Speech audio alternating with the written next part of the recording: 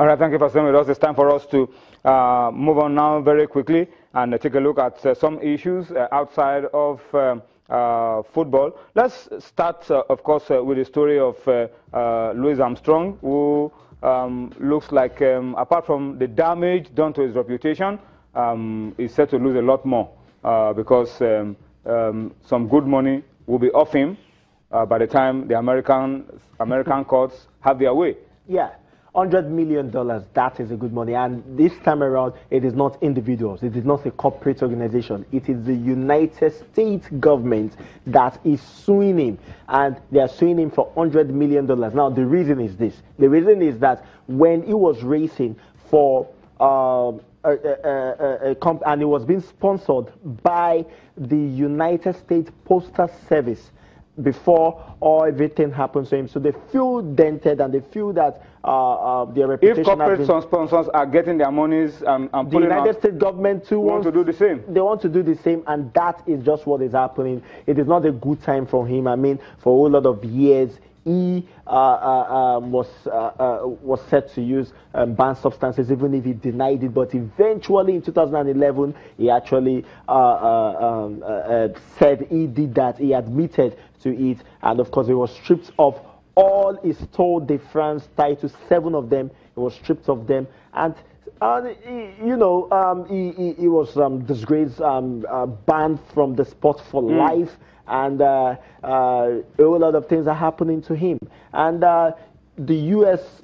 court, federal court, a federal judge actually listened to it and felt that, okay, there's a case here, and then the case will go to court. And as it is right now, except if he gets a very good lawyer that is very dogged, he probably might lose more. He has lost all of his endorsements, but then they are suing for $100 million, which is 79 million pounds.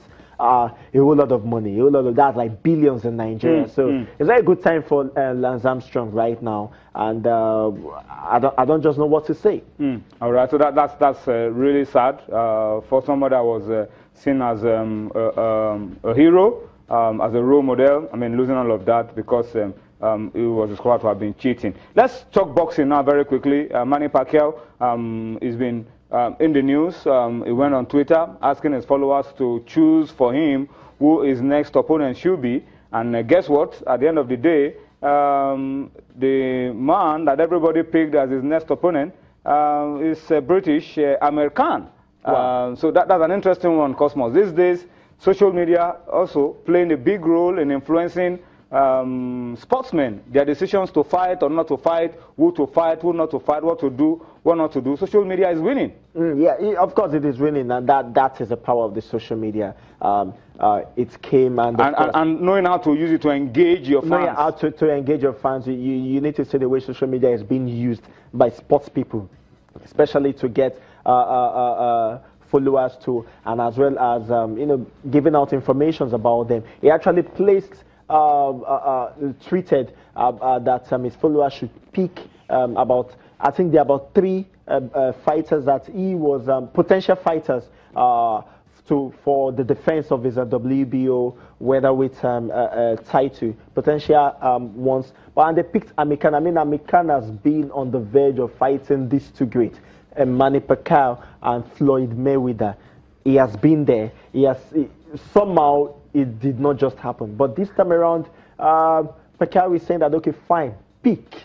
And they have picked Amikan. And all things being equal, if the right negotiation is being done and all that, in November this year, we'll probably be having a very great fight as well. Since Floyd Mayweather too is thinking about coming back, fighting somebody who used to be in the mixed martial arts too. Yeah, of course. That as well is on the pipeline this year as well. Pacquiao, Amikan is really going to, is big enough. I mean, television, TV rights, we're talking about a whole lot of money. We're talking about the millions of fans that will be watching all around the world. It's big money. And these guys know how to do business. And that's just how it's going to be. All right, so that's something I will watch to see when it will happen. Manny Pacquiao against American. Of course, that's something I will look forward to in the sports of boxing. Let's go back and read a few comments on Twitter. And Opoluwa Semasa says he's taking some positives from the interview with Gennett Raw that we ran earlier on in the program as encouragement. He says his use of the words our, we, us, rather than the Super Eagles and I is encouraging for him. Yeah. It shows the man is bonding with Nigerian football. He's seeing himself as part of Nigerian football, not just as a coach who comes and then he goes, he's already inside. And he says it's very encouraging and he's praying for our success. That's what he says. Let me read a few comments. I'll come back to you. Okay. Enyoma Daniel says he's praying and wishing our amiable Nigerian ambassador in the coaching class, some sincere luck and success in Rwanda. You have to pray for him to get the job first and then make a success of the assignment as coach of Rwanda.